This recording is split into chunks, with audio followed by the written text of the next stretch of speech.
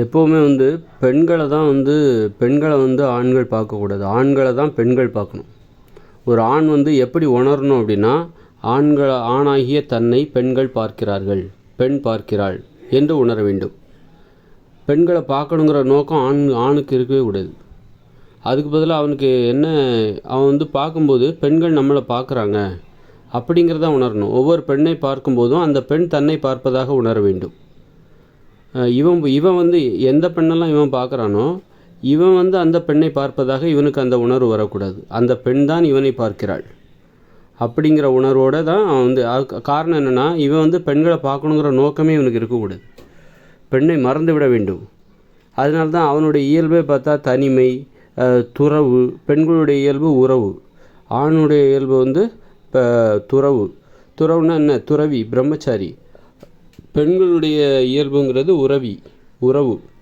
அப்படி இருக்கும்போது அதுக்கு என்ன அடிப்படை? அவன் ஏன் ஓய்வை விரும்புகிறான், தனிமையை ஏன் விரும்புகிறான், பெண்களுக்கு உதவியாளனாக ஏன் இருக்கிறான் அப்படின்னா, இந்த மனித வாழ்க்கையிலேருந்து விடுபட்ட ஒரு நிலை தான் ஆணினுடைய இது. அப்படி இருக்கும்போது பெண்ணிடமிருந்து எப்போ விடுபடணும்னு நினைக்கிறான். அப்போ தான் பெண்கள் ஆண்களிடத்தில் ஈடுபாடு காட்ட முடியும். பெண்கள் ஆணிடத்தில் ஈடுபாடு காட்டுவதற்கு ஆண் வழிவிடணும். அப்போ என்ன பண்ணணும் அப்படின்னா, பெண்ணை பார்க்கக்கூடாது, பெண்களை பேசக்கூடாது அப்படின்னு ஆண் நினைக்கணும். அப்படி நினச்சாலும் அவன் பெண்ணிடம் பேசாமல் இருக்க முடியாது. பெண்கள் அவனை விடணும். அப்போ தான் பெண்கள் ஆணிடம் பேச வேண்டும், ஆண்களை பார்க்க வேண்டும் என்று நினைப்பார்கள். அதாவது பெண்களை பார்க்கக்கூடாது, பெண்களிடம் பேசக்கூடாதுன்னு ஆண் நினைக்கணும். ஆனால் அப்போ தான் பெண் என்ன நினைப்பாங்கன்னா, ஆண்கிட்ட பேசணும், ஆணை பார்க்க வேண்டும், ஆண்களை பார்க்க வேண்டும் என்கிற எண்ணம் பெண்களுக்கு வரும். ஆண்களை பெண்கள் பார்ப்பதற்கும் ஆண்களிடம் பெண்கள் பேச வேண்டும் என பெண்கள் நினைப்பதற்கும் ஆண்களிடமிருந்து ஒரு ஒத்துழைப்பு தேவை. அதனால் என்ன பண்ணணும், அதுக்காக என்ன பண்ணணும், பெண்களை மறந்துவிட்டு பெண்களிடம் பேசக்கூடாது, பெண்களை பார்க்கக்கூடாது அப்படின்னு நினைக்கிறான். அப்புறம் ஆனால் பெண்கள் விடுவதாக இல்லை. அப்படி இருக்கும்போது பெண்களிடம் பொய்யாக பேசுவதற்கு பழகிறான், பெண்களை பொய்யாக பார்ப்பதற்கு, அல்லது பெண்கள் பார்க்கும்போது அதற்கு ஒத்துழைப்பு கொடுக்குறான். அதுதான் ஆண்களுடைய வேலை. பெண்கள் ஆண்களை பார்க்குறாங்களா, அதுக்கு ஆண்கள் ஒத்துழைப்பு கொடுக்குறாங்க. பெண்கள் ஆண்களிடம் பேசுகிறாங்கள, அப்படி பேசுகிறதுக்கு ஆண்கள் பெண்களுக்கு ஒத்துழைப்பு கொடுக்குறாங்க. அவ்வளோதான். இதுதான் ஆண்களுடைய கடமை. இப்போ ஆண் எப்போவுமே என்ன நினைக்கணும் அப்படின்னா, பெண்களை பார்க்கக்கூடாதுன்னு நினைக்கணும். ஆனால் அவன் கண்ணில் பெண்கள் படும்போது அந்த பெண்கள் தான் இவனை பார்க்குற மாதிரி உணரணும். ஒவ்வொரு ஆண்களும் அப்படி தான் உணரணும். பெண்கள் தான் ஆண்களாகிய நம்மை பார்க்கிறார்கள் அப்படின்னு உணரணும். இப்போ பரவாயில்ல, ஆண்கள் மேலே ஒரு குற்றச்சாட்டு இருக்கும். பொண்ணுங்களை சைட் அடிச்சுக்கிட்டு பொம்பளை பொறுக்கி பொண்ணுங்க பின்னாடியே போகிறாங்க அப்படின்னா, அப்போ அது பெண்களை ஆண்கள் பார்க்குறாங்க அப்படின்னா அதுவே தப்பு. ஒரு ஆணுக்கு அப்படி ஒரு நோக்கமே இருக்கக்கூடாது. பெண்களை பார்க்கணும், பெண்களை சைட் அடிக்கணும் அப்படிங்கிற எண்ணத்தோடையே இருக்கிறது ஒரு தவறான அதை ஒரு கெட்ட பழக்கமாக தான் இங்கே சித்தரிக்கிறாங்க. அப்போ பெண்களை ஆண்கள் பார்க்கக்கூடாது அப்படின்னா, அப்போ பெண்களை பெண்கள் தான் ஆண்களை பார்ப்பாங்க. அது நல்ல பழக்கம். பெண்களை ஆண்கள் பார்க்குறாங்க அப்படின்னு வச்சுக்கோங்க, அது கெட்ட பழக்கம். ஆண்களை பெண்கள் பார்க்கணும். ஆண்களை பெண்கள் பார்க்கறது நல்ல பழக்கம். அதே இது பெண்களை ஆண்கள் பார்த்தான்னு வச்சுக்கோங்க, அது கெட்ட பழக்கம். அப்போது பெண்களை பார்க்கணுங்கிற எண்ணம் ஆணுக்கு இருக்கக்கூடாது. ஆனால் இப்போ ஆண்களை பார்க்க வேண்டும் என்கிற நோக்கம் பெண்களுக்கு இருக்க வேண்டும். அப்படி இருக்கும்போது இவன் பெண்களை பார்க்கக்கூடாதுன்னு நினைக்கிறான். ஆனால் அப்படி இருக்கும்போது பெண்கள் என்ன நினைக்கிறாங்க, ஆண்களை பார்க்கிறார்கள். அப்போ ஆணுக்கு என்னென்னா, ஒவ்வொரு பெண்ணையும் பார்க்கும்போதும் அந்த பெண் தான் தன்னை பார்க்கிறாள் என உணர்கிறான். இவன் பார்க்கல. அப்போ இவனுக்கு ஒரு குற்ற உணர்ச்சியே இல்லை. பெண்களை பார்க்கும்போது இவனுக்கு ஒரு குற்ற உணர்ச்சியே இல்லை. ஏன்னா பெண்களை பார்க்கக்கூடாது அப்படிங்கிற ஒரு விதிமுறை இருக்குது அவனுக்குள்ளே.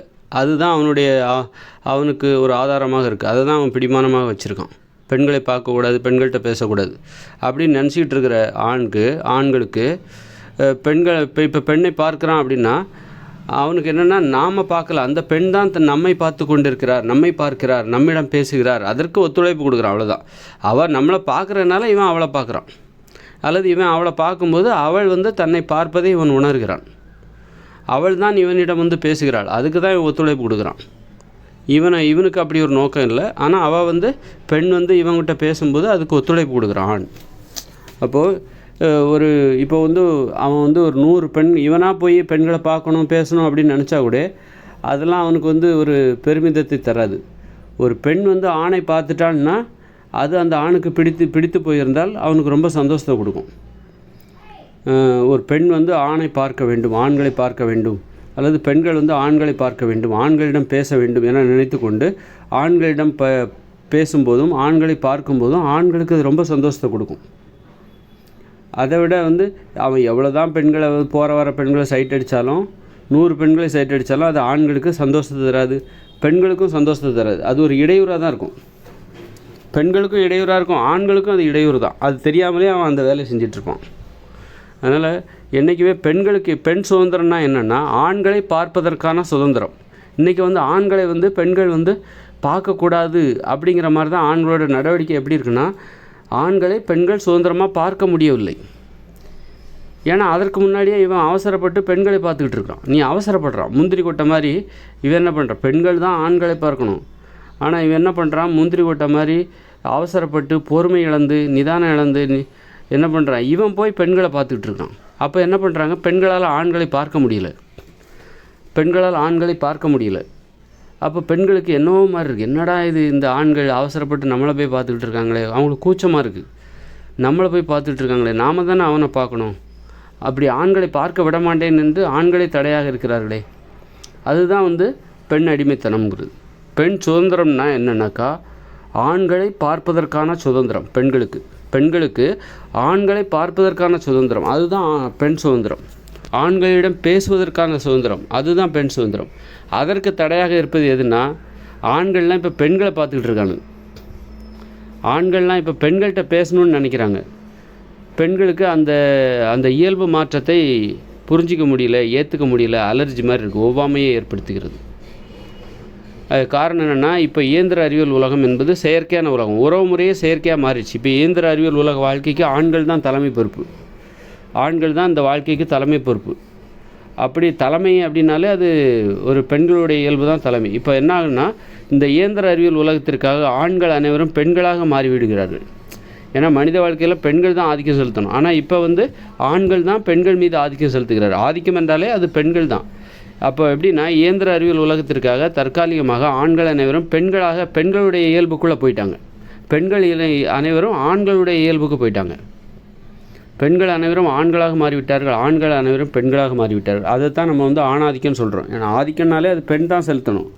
அப்போ அந்த ஆதிக்கத்தை ஆண் செலுத்தும் போது அவன் பெண்ணாக மாறிவிடுகிறான். அப்போ பெண்கள்லாம் இப்போ ஆதிக்கம் செலுத்த முடியாத நிலையில் ஆண்களுக்கு உதவியாளர்களாக இருக்கக்கூடிய ஒரு நிலைமையில் இருக்கிறதுனால, உதவியாளர்னாலே அது ஆண்கள் தான், பெண்களுக்கு தான் ஆண்கள் உதவியாளராக இருக்கணும். ஆனால் இப்போ வந்து பெண்கள் தான் இப்போ உதவியாளராக இருப்பதால் ஆண்களுக்கு இப்போ பெண்கள் அனைவரும் இப்போ ஆண்களாக மாறிட்டாங்க, ஆண்களுடைய இயல்புக்கு போயிட்டாங்க. இப்போ வந்து பெண்களை வந்து ஆண்கள் எப்போ வாங்க போங்கன்னு தான் சொல்லணும், வாங்க போங்கன்னு சொன்னால் ஆண்களை வந்து பெண்கள் என்ன சொல்லுவாங்கன்னா வாடா போடா அப்படின்னு தான் கூப்பிடணும். இது வந்து இயற்கை விதிமுறை. ஆனால் இப்போ என்ன நடக்குதுன்னா, ஆண்கள் அனைவரும் பெண்களை வாடி போடி வா போ அப்படி பேர் சொல்லி கூப்பிட்றாங்க. பெண்கள் அனைவரும் என்ன பண்ணுறாங்க, பெரும்பாலும் ஒரு கணவன் மனைவி உறவு அப்படின்லாம் பார்க்கும்போது பெரும்பாலும் பெண்கள் அனைவரும் ஆண்களை வந்து வாங்க போங்க அப்படிங்கிறாங்க. அப்படியே வந்து அப்போ இதுலேருந்து என்ன தெரியுதுன்னா, உறவு முறைக்குள்ளே அப்படி முரண்பாடு அப்படியே தலைகளாக உறவு முறை திரும்பி விட்டது. இப்போ ஆண்கள் அனைவரும் பெண்களாகவும் பெண்கள் அனைவரும் ஆண்களாக மாறிட்டார்கள். அதனால தான் இந்த குழப்பம் எல்லாமே.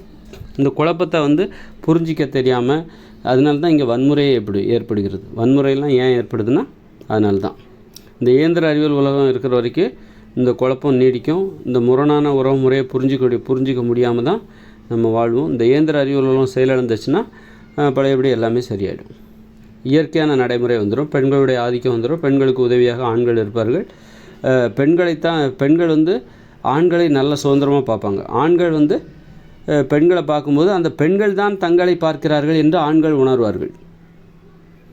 பெண்கள் தான் ஆண்களை பார்க்கிறார்கள் என பெண்களை பார்க்கும்போதெல்லாம் ஆண்கள் உணர்வார்கள். நாம் போய் பெண்களை பார்க்கல, பெண்களை பார்க்கணுங்கிற நோக்கம் நமக்கு இல்லை, ஆனால் பெண்கள் தான் நம்மளை பார்க்குறாங்க, நம்மளை விட மாட்டேங்கிறாங்க அப்படின்னு ஆண்களிடம் ஈடுபாடு காட்டுகிறார்கள் என்று ஆண்கள் நினைப்பாங்க, பெண்களும் அப்படி தான் நினைப்பாங்க. இதுதான் பெண் சுதந்திரம்.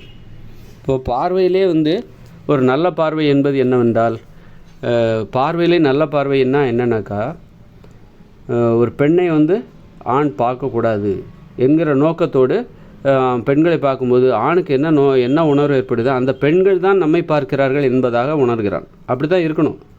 ஆண்களை வந்து பெண்கள் பார்க்கணும். அப்போ பெண்களும் என்ன நினைக்கிறாங்கன்னா, நாம் தான் ஆண்களை பார்க்குறோம், அந்த ஆண்கள் வந்து நம்மளை பார்க்கல. நாம் தான் ஆண்களை பார்க்குறோம், ஆண்களை பார்க்கணுமே தவிர அந்த ஆண்கள் வந்து நம்மளை பார்த்துட்ருக்கக்கூடாது அப்படின்னு அவங்க அந்த நோக்கத்தோட பெண்கள் வந்து அதுக்கு ஆண்களை பார்க்கிறார்கள். அதற்கு ஒத்துழைப்பு ஆண்கள் கொடுப்பாங்க. அதனால் வந்து பார்வையிலே வந்து குற்ற உணர்ச்சி இல்லாமல், பார்வையில் எது குற்றம்னா, இந்த போகிற வர பெண்களை பார்க்குறாங்களா ஆண்கள், இதுவே ஒரு குற்றம். அப்படி பார்க்கும்போது பெண்களால் ஆண்களை பார்க்க முடியல. அப்போ பெண்களை பார்க்க விடாமல் செய்கிறாங்க. பெண்களை வந்து ஆண்கள் சும்மா போகிற வர பெண்களை சைட் அடிக்கிறோம், அப்படி பின்னாடி அப்படி ஏதோ ஒன்று பண்ணுறாங்களே, இது வந்து பெண்களை வந்து ஆண்களை பார்க்க விடாமல் பெண்களை தடுக்கின்ற ஒரு வேலை. அதனால் பார்வை அளவில் உள்ள குற்றத்தை தவறுகளை சரி செய்யும் பொழுது இப்போ பெண்களை பார்க்கும்போது அந்த ஆண்களுக்கு என்ன தோணணும் அப்படின்னா, அந்த பெண்கள் தான் ஆண்களாகிய நம்மை பார்க்கிறார்களே ஒழிய நாம் அந்த பெண்ணை பார்க்கல அப்படிங்கிற நினைப்பு அவனுக்கு வருது. பெண்கள் வந்து ஆண்களை பார்ப்பதாக அந்த ஆண் உணரும்போது அந்த ஆணுக்கு ஒரு சந்தோஷம், ஒரு பெருமிதம். நம்மளை பெண்கள் பார்க்குறாங்க, நாம் பார்க்கலன்னா கூட அந்த பெண்கள் நம்மை பார்க்கிறார்கள் அப்படிங்கிற ஒரு உணர்வு அவனுக்கு வருது. பெண்களுக்கும் அது வந்து சந்தோஷத்தை கொடுக்கும். ஏன்னா ஆண்கள்லாம் இப்போ வந்து பெண்களை பார்ப்பதில்லை, பெண்கள் தான் இப்போ ஆண்களை பார்க்குறாங்க. அப்போ சுதந்திரமாக ஆண்களை பார்க்கலாம். அதே நேரத்தில் பெண்கள் பார்க்கும்போது அந்த ஆண்கள் ரொம்ப சந்தோஷப்படுறாங்க. அப்போ அந்த சந்தோஷத்துக்கு காரணமாக பெண்கள் இருக்கிறார்கள் என்னும்பொழுது அதுவும் பெண்களுக்கு ரொம்ப சந்தோஷத்தை கொடுக்குது, பெருமிதமாக உணர்கிறார்கள். பெண்கள் தங்களுடைய பெருமையை உணர்கிறார்கள்.